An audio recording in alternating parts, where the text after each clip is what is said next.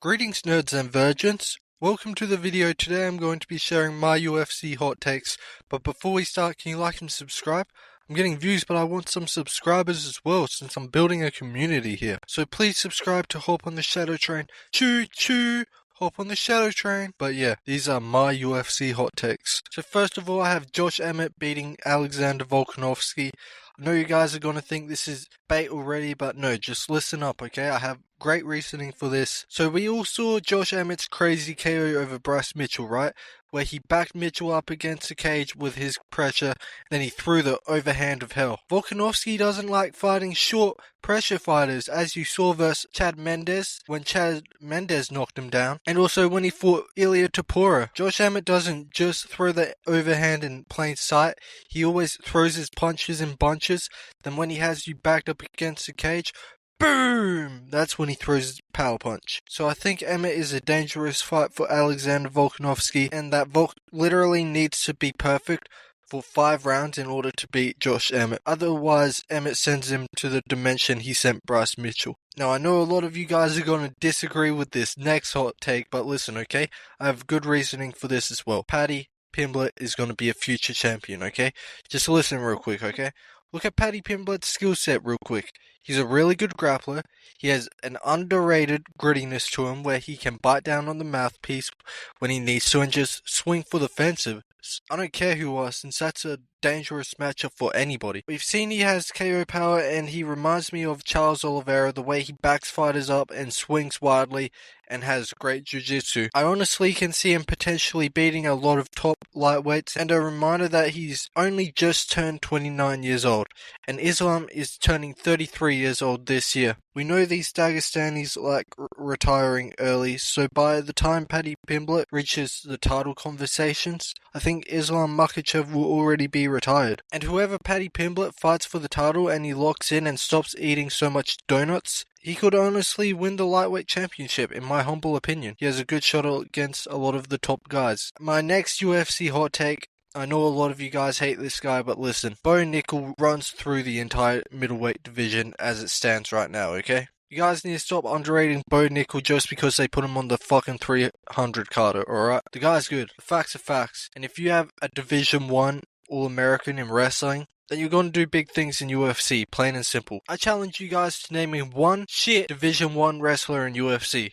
Exactly, you can't. But let me go through Bo Nickel versus everyone in the top 15 real quick. First we got Chris Curtis. He just steamrolls Chris Curtis easy. Next we got Kale Barral. Now honestly, this guy's got really good jiu-jitsu and solid stand-up. He's one of the harder fights for Bo at middleweight, but I'd still favour Nickel. Then at 13 we got Paul Craig, who's another tough fight for Bo Nickel, I'll be real, because of his bottom game in jiu-jitsu. But I think Bo would just knock him out on the feet, to be honest. Next up we got Fluffy Hernandez at rank number 12. Although Fluffy is known for ending hype trains like he did against that Brazilian, I think Fluffy can make it competitive against Bo Nickel, but I do see Bo Nickel's wrestling eventually drowning him out to a decision. Then we got Hamzat Zero Cardio Chimaev. If it's 5 rounds, you'll really see Bo Nickel beat his ass. I promise you that. Bo Nickel has Division 1 wrestling, American wrestling cardio. He can do 5 hard rounds easily. But after Hamzat, you got Jack Hermanson. Another kind of difficult matchup for Nickel because of his jiu-jitsu and underrated striking. But I still can see Bo Nickel winning that. Now let's just move to the top 5. You got Marvin Vettori, and honestly I think that's Nickel's easiest fight in the entire top 15.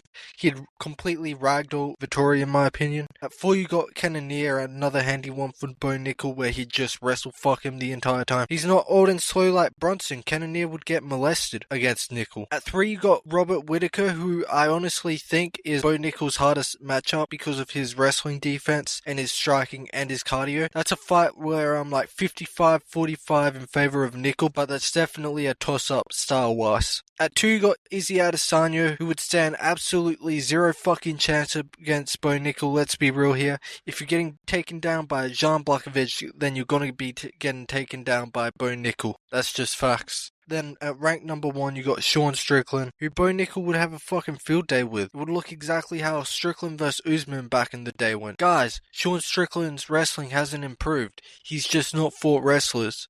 Look at his resume. But finally, you got the champion Dricus du Plessis, who is just levels below Bo Nickel in the wrestling department. Du Plessis' entire style is to break people down with his insane pace, but with a wrestler with cardio like Bo Nickel, that just won't work. So yeah, Bo Nickel completely negates his style and smokes everyone at middleweight. If you guys put your hatred aside and really think about it, you'll realize that Bo Nickel absolutely kills everyone at middleweight. Alright, and my final UFC hot take is Colby Covington beats the living shit out of Islam Makhachev. Now listen, okay, it's the typical USA wrestling versus Dagestani wrestling like we've seen time and time before. Example real quick off the top of my head, Rafion Stotts versus Magomedov. And yeah, we all saw what happened in that fight. USA Wrestling won like it always does. But quick side note, this has me thinking about if Askren and Khabib fought when they were both undefeated, that would have been the epitome of undefeated American wrestler versus undefeated Russian wrestler. Would have been awesome,